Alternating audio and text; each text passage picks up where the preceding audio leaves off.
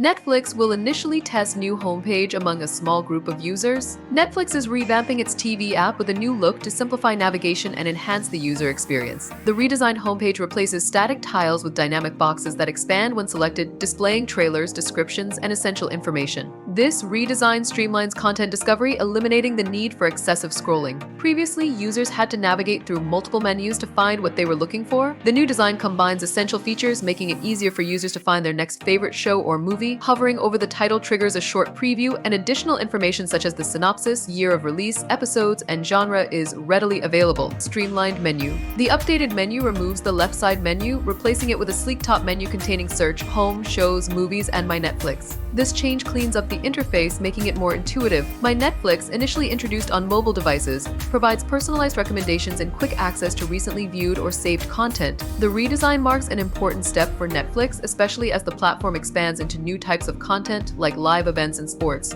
The company will initially test the new homepage among a small group of users using smart TVs and streaming devices, with plans to roll it out to more users if successful. Netflix's renewal demonstrates its commitment to innovation and customer satisfaction. With this new design, Netflix sets a new standard for streaming services, making it easier for users to find and enjoy their favorite content.